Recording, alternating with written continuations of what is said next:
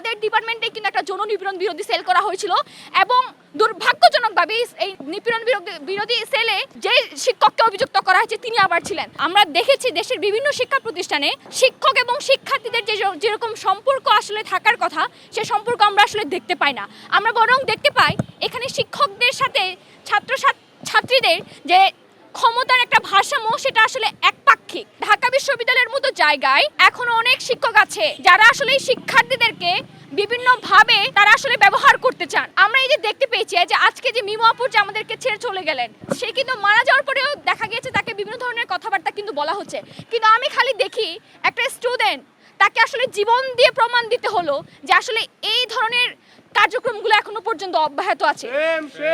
যেখানে একজন শিক্ষক তার শিক্ষার্থীদেরকে পাশে থাকবে, তাদের বিপদে আপদে পাশে থাকবে, কিন্তু সেটা না করে সেটা হয়ে গেল এমন একটা অবস্থা যে তাকে জীবন দিতে হলো।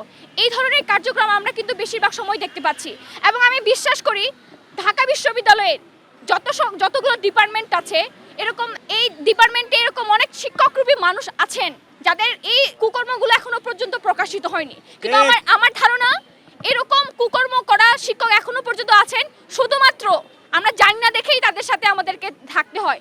এবং আরো অনেক ভিকটিম আছে যারা আসলে লোকলজ্জার ভয়ে, সম্মান হারানোর ভয়ে কথা বলতে পারছে না। এই ধরনের যে ক্ষমতার যে নীতিগুলো আমরা দেখতে পাচ্ছি শিক্ষকদের মাঝে সেটা কখনোই কাম্য না। আমরা আসলে দেখেছি যে জগন্নাথ বিশ্ববিদ্যালয়ের একজন শিক্ষার্থী আত্মহত্যা করেছিল, অবন্তী, তিনি যে আত্মহত্যা করেছিলেন পরবর্তীতে তার যে ব্যাপারগুলো সেই তার সুসাইড নোটেও কিন্তু লিখে গিয়েছিলেন, সেগুলো আদতে কোনো বিচার হয়েছে কিনা আমি এখনো জানি না। প্রথম কয়েকদিন খুব কথাবার্তা হয়, মিডিয়াতে বিভিন্ন ধরনের কথাবার্তা হয়, কিন্তু আসলে পরবর্তীতে এই যে ঘটনাগুলোকে তদন্ত করার জন্য, সুস্থ বিচার করার জন্য যে ধরনের প্রসেসিং করা লাগে সেটা আর কিন্তু পরে পাওয়া যায় না। আমার ধারণা এই যে মিমু আপু তার জীবন দিয়ে একটা সিস্টেমের দিকে আঙ্গুল তুলে দিয়েছেন, সেটার যেন আমরা সুষ্ঠুভাবে বিচার করতে পারি। আমাদেরকে যেন আমাদের এই ঢাকা বিশ্ববিদ্যালয় সহ দেশের সকল স্তরের শিক্ষা প্রতিষ্ঠানে যেন ওই ধরনের ঘটনার কোনো ধরনের শিক্ষার্থীকে যেন ওই ধরনের ঘটনার বলি দিতে না হয়।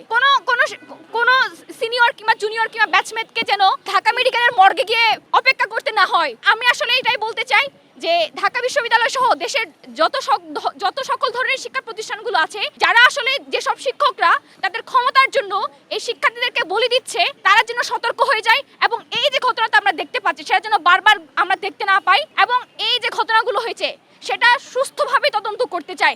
এই যে নাট্যকলা ডিপার্টমেন্ট থেকে যেটা বলা হয়েছিল, তাদের ডিপার্টমেন্টে কিন্তু একটা যৌন নিপীড়ন বিরোধী সেল করা হয়েছিল এবং দুর্ভাগ্যজনকভাবে এই নিপীড়ন বিরোধী সেলে যে শিক্ষককে অভিযুক্ত করা হয়েছে তিনি আবার ছিলেন। তাহলে আমরা দেখতে পাচ্ছি যারা আসলে ক্ষমতায় থাকে, যারা সব কমিটিতে থাকে, তারাই কিন্তু এই কার্যক্রমগুলো চালিয়ে যাচ্ছে। সুতরাং ঢাকা বিশ্ববিদ্যালয়ের যে যৌন নিপীড়ন বিরোধী সেল আছে এবং সেই সাথে সাইবার বিরোধী যে সেলটা আছে সেটা যেন কার্যকর করা হয়। আমরা ডাকসুর পক্ষ থেকে এবং আমরা অনেক ডিপার্টমেন্টের পক্ষ থেকে যতবারই গিয়েছি ততবার বলা হয়েছে এই যৌন নিপীড়ন বিরোধী সেলগুলোর প্রতিটি ডিপার্টমেন্টে, প্রতিটি বিভাগে পাঠানো হয়েছে, কিন্তু আদতে কোনো একজন শিক্ষার্থী যখন যৌন নিপীড়নের শিকার হয় তখন কিন্তু সেই ওই নিপীড়ন বিরোধী সেলে যেতে পারে না, সে কিন্তু ঠিক ঘুরে ফিরে প্রক্টরের কাছে আসে এবং প্রক্টর কি করে একটা তদন্ত কমিটি করে দেয়, 3 কার্যদিবস অথবা 7 কর্মদিবস একটা কমিটি করে দেয়। পরবর্তীতে আসলে দেখা যায় এই তদন্ত কমিটি কোনো কাজই করে না। তাহলে এই যে যৌন নিপীড়ন বিরোধী সেলগুলো যে হচ্ছে, তার যদি কোনো কার্যক্রম না থাকে, সেটার যদি কোনো ফলো আপ না থাকে, তাহলে এই ধরনের সেলের আসলে কোনো দরকার নাই। এবং এই সেলগুলো থেকে কিন্তু শিক্ষার্থী প্রতিনিধি যারা আছে তাদের সাথে কোনো ধরনের যোগাযোগ কিন্তু এখনো পর্যন্ত করা হয় নাই এবং আমি মনে করি সাধারণ শিক্ষার্থী সহ ছাত্র প্রতিনিধি যারা আছে তারা যেন এই সেলে থাকতে পারে এবং যখনই কোনো ধরনের ঘটনা হয়, যখন কোনো ধরনের তদন্ত হয়, তারা যেন এইখানে তাদের সুস্থ বিচার করতে পারে। এবং আমি এটাই আশা রাখবো আমাদের আপু যে জীবন দিয়ে এই একটা সিস্টেমের দিকে আঙুল তুলে দিয়েছে সেটা যেন সুস্থ বিচার করা হয় এবং যে অভিযুক্ত যে অপরাধীকে তিনি আঙুল তুলে দিয়ে গেছেন, তার সুসাইড নোটে লিখে গিয়েছেন, উনার যেন শাস্তি আমরা দেখতে পাই। এইরকম যৌন নিপীড়ককে যেন ঢাকা বিশ্ববিদ্যালয়ের মতো জায়গায় কোনো ধরনের ঠাঁই না পায় এবং তাকে কিন্তু প্রোটেক্ট করার জন্য অনেক মানুষ এগিয়ে আসবে।